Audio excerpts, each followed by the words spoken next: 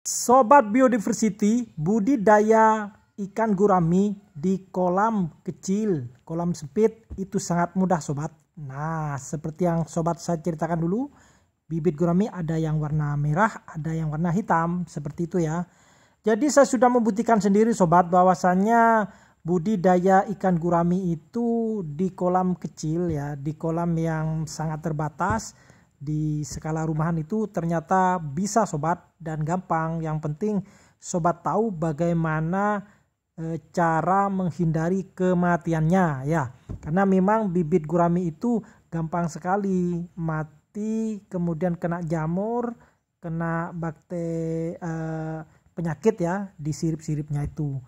Agar supaya sehat-sehat seperti video ini sobat. Nah, seperti ini yang saya pegang ini berarti guraminya sehat sobat, dia siap berkembang, siap besar lagi. Bagaimana tipsnya dan bagaimana caranya sobat? Oke sobat, akan saya beritahu tips, trik, dan kuncinya sobat, supaya sobat bisa budidaya ikan gurami di dekat rumahnya, di pekarangannya, kemudian nanti kalau besar bisa dikonsumsi sendiri atau buat hanya untuk sekedar hobi ya.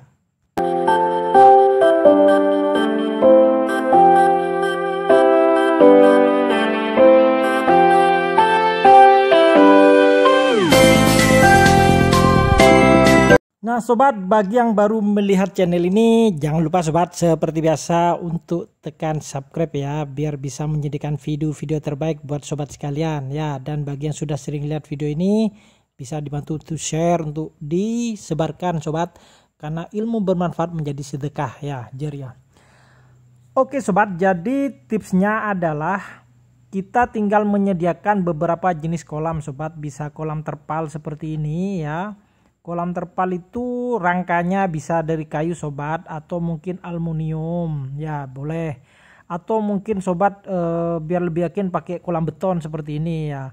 Berapapun ukurannya sobat, yang penting sobat itu punya lahan ya seadanya, 1 kali 1 meter adanya, oke boleh. 1 kali 2 meter boleh sobat, 2 kali 3 boleh ya. Jadi dekat rumah, dekat pekarangan, daripada nganggur, gunakan saja ya untuk dibuat kolam ikan, terutama untuk ikan gurami ya. Nah, bagaimana tips dan triknya sobat supaya ikan gurami ini tidak bisa berkembang, bisa besar, nanti besar seperti ini kita angkat, kita buat konsumsi ya, dan kita bisa goreng sobat. Nah, caranya antara lain adalah sobat tinggal beli bibit gurami ya, besarnya kira-kira seperti ini sobat. Nah, seperti saya ceritakan tadi, seperti ini besarnya. Ada yang warna hitam atau merah. Kalau yang merah lebih mahal loh sobat, makanya lebih baik yang hitam saja ya. Nah, setelah sobat sudah punya kolam baik beton ataupun terpal, tingginya minimal 70 cm sobat ya kedalamannya ya. Kalau lebarnya bebas, 1 meter kali 1, 1 meter kali 2, 2 meter kali 3 boleh, yang penting tinggi kedalamannya itu harus minimal 70 cm minimal ya, karena gurami itu gampang meloncat ya, seperti itu. Jadi kalau rendah 30 cm ya dia loncat nanti sobat ya, seperti itu.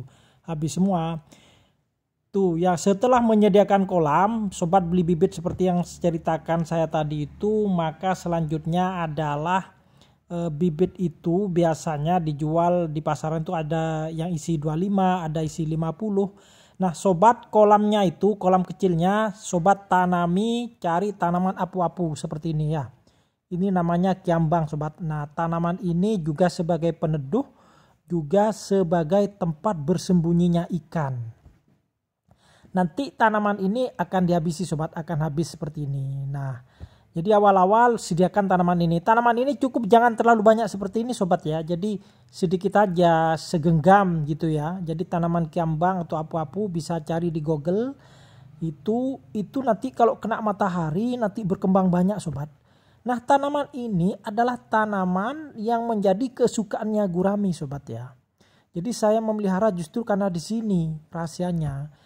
Jadi kecil-kecil gurami itu nanti bersembunyi, karena gurami kan pemalu, dia tuh tidak suka sobat seperti ikan nila yang sering menampakkan diri. Kalau gurami sering bersembunyi.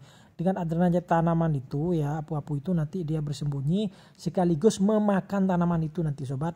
Kalau sudah saatnya dia sudah mulai memakan. Biasanya sudah mulai belajar memakan nanti ya. Apalagi sudah besar seperti ini yang saya tangkap ini, habis nanti itu tanaman apu-apunya ya sobat ya.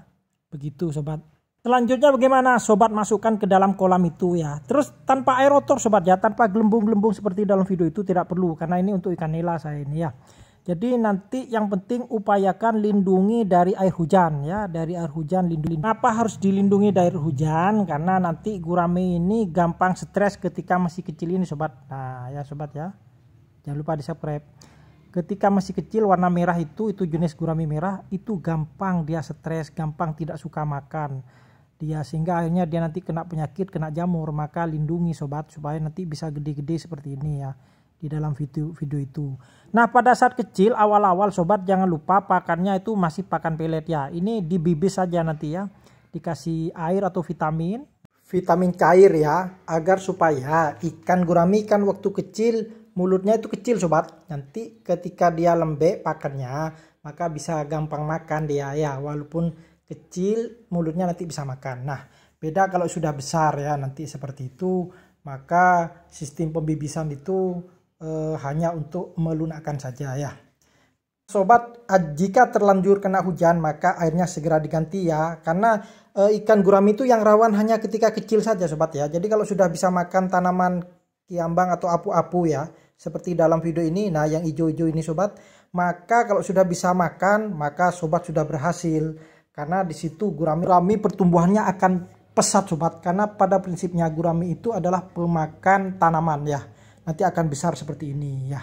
Oke sobat, itu saja ya, semoga bermanfaat video kali ini. Assalamualaikum warahmatullahi wabarakatuh.